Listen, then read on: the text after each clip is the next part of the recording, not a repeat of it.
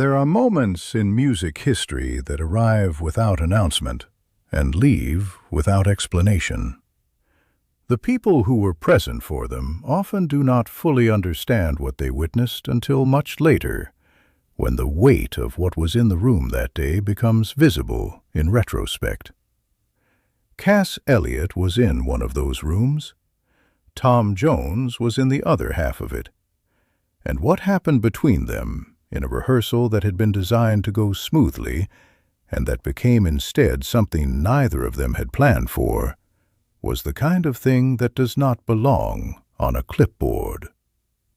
The rehearsal was for an episode of This Is Tom Jones. The year was 1969. Cass Elliot had arrived with the particular preparation she always brought to these occasions, the professionalism of a performer who had spent years working in a medium that did not always take her seriously, and who had compensated for that by being impossible to dismiss on competence grounds. She was ready. She knew the songs. She knew the arrangements. She had done the work.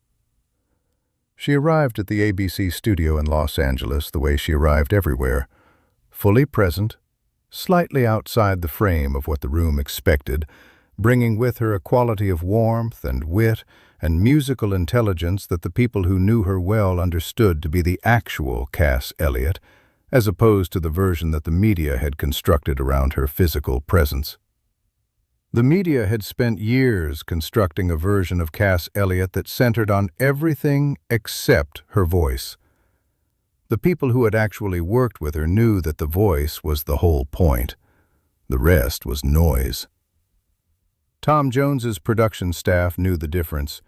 They had worked with enough extraordinary performers over the course of the show's run to recognize when someone walked through the door who was operating at a level that the booking sheet could not fully account for. Cass Elliot walked through that door, and the sound engineer, who had calibrated microphone levels for dozens of guest performers, would later say that setting her level was a different kind of task than setting anyone else's.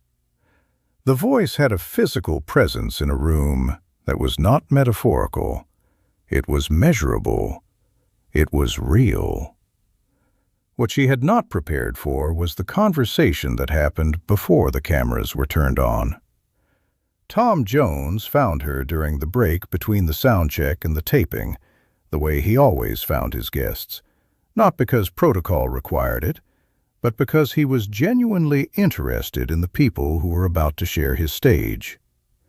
They sat down together, they talked, and what began as the ordinary conversation between a host and a guest became, in the way that conversations sometimes do, something less ordinary, something that had not been on the schedule, and that the schedule would not have known how to contain if it had been. There were 45 minutes before the taping was due to start. The conversation used most of them. The floor manager had to interrupt twice. Neither of them noticed the first time. Tom Jones understood this. He had his own version of the same problem. The voice that had brought him to Las Vegas, and to network television, and to the #1 chart positions, was the same voice that made some rooms feel too small, and some arrangements feel like cages, and some collaborations feel like being given a river and asked to put it in a cup. He understood the thing she was describing, not as an observer, but as a fellow inhabitant of the problem. He had been told throughout his career what his voice was for. Gordon Mills had told him. The Decca producers had told him. The Las Vegas bookers had told him. The television executives had told him. Each of them had been partly right, and partly working from a category that was not quite large enough to contain the thing they were trying to describe. Tom Jones had spent his career navigating between what other people thought his voice was for and what it actually required. A navigation that was not always comfortable, and that he conducted mostly by not stopping to think about it, by simply singing as his nature required, and trusting that the room would find a way to accommodate the result. Cass Elliot was navigating the same territory from a different direction, in the particular exposed moment of a solo career finding its shape after the structural support of a group had been removed. She was learning, in 1969, what it was like to be responsible for the full weight of what she carried without the architecture of the mamas and the papas to distribute it. It was a different kind of work. It was harder work, and she was doing it in public, which meant that every step of the process was available for observation and commentary by an industry that had never fully known what to do with her and that was not becoming more perceptive as the decades progressed. They performed together that evening. The cameras rolled, the band played, and the two voices, one of the largest and most precisely placed voices in the history of popular music, and one of the most powerful and direct, shared a stage in the way that two things of similar magnitude share a space, when both are willing to expand and neither is required to contract. What the studio audience experienced was not something that the variety format had been built to produce. It was the specific electricity of two performers who had, in a rehearsal break earlier that day, said true things to each other, and who were now standing on the same stage, carrying the weight of that conversation into the performance. The music had everything in it that the music was supposed to have, and it had something else underneath it. The particular quality that live performance acquires when the people doing it are not simply executing an arrangement, but bringing to the stage something they found in the space between the arrangement and themselves. The band played it straight, and the voices went somewhere the band could only follow. That was how it was meant to go. That was how it went.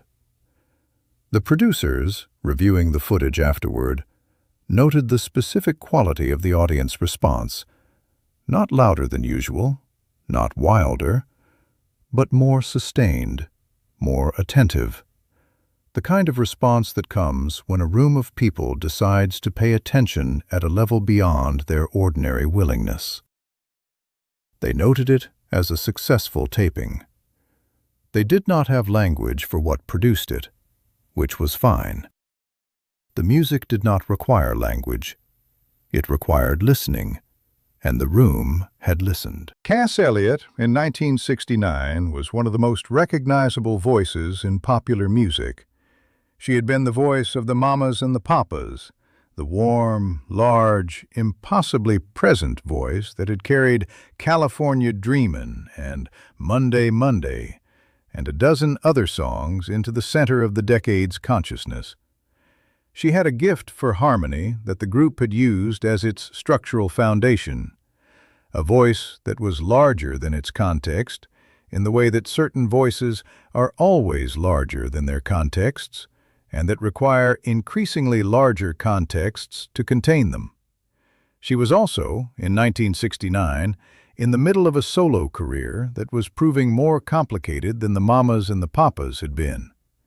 The group had dissolved in 1968, not without bitterness, not without the particular kind of pain that comes when four people who have made extraordinary music together discover that making extraordinary music together is not sufficient reason to remain together. The solo work was good. It was well received.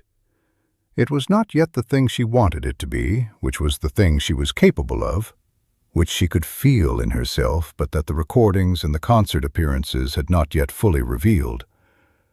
He did not ask her about the mamas and the papas. He did not ask her about the end of the group, which had been written about extensively, and which she had answered questions about in enough interviews to have developed a version of the answer that was honest without being entirely the truth. He asked her about the voice itself, about how it worked, about what it was like to have an instrument of that specific quality and to be in the process of figuring out what it was for now that the context that had contained it was gone. Cass Elliot was not accustomed to being asked about the voice itself. She was accustomed to being asked about her weight, which had been the subject of commentary since the beginning of her career, in a way that was as relentless as it was irrelevant to her music.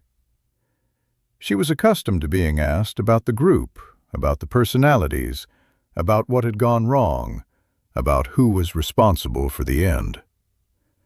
She was not often asked about the instrument, about the specific, remarkable thing she carried in her chest and throat and resonant body that had made her one of the most distinctive voices of her generation.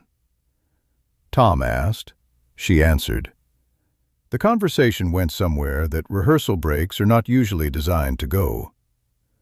What she said to him, in various forms across the course of that conversation, was something like this: that the voice had always been both her clearest identity and her most complicated problem. That it was the thing that was unmistakably her, the thing that could not be separated from her personhood in the way that other qualities can be separated, and that this was not always easy.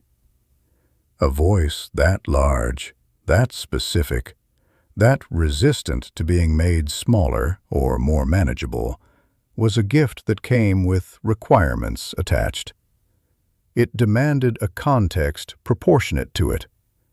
When the context was right, the mamas and the papas at their peak, the specific harmonic arrangement that had been built around what she could do, it was the most natural thing in the world. When the context was wrong, it was simply large, and large alone was not the same as large and right. Cass Elliot died in July of 1974. She was 32 years old. The solo career that had been finding its shape, the voice that had been looking for the context proportionate to it, the conversation she had been having with Tom Jones about what the instrument required, all of it stopped. Tom Jones was 34 when she died. He was still in the middle of the run of his career that would eventually extend across 6 decades. He would have a great deal of time to think about that rehearsal break, about the conversation, about the things she had said about the voice and what it demanded. He did not speak about her death in the public, declarative way that celebrity grief sometimes gets performed. He spoke about her over the years, the way he spoke about the things that had left an impression, quietly, with specificity, with the particular care of someone who understood that what he was describing was not simply a career or a talent, but a person who had been more than her context had always allowed her to be. What it meant to be in that room, to be the person she had talked to that afternoon, to have heard what she said about the voice and what it required and what the solo work was trying to find, was something Tom Jones carried afterward in the private way he carried the things that mattered.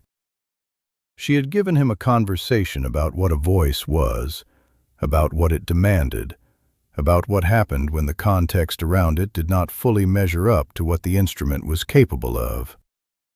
It was a conversation he recognized from his own experience, and that he had not often heard someone else articulate with that degree of honesty. She had been searching for the full version of what she was. She had been close. The voice that had carried "Dream a Little Dream of Me" and "California Dreamin'" and 100 moments of extraordinary harmonic precision was still assembling the context it deserved when the time ran out.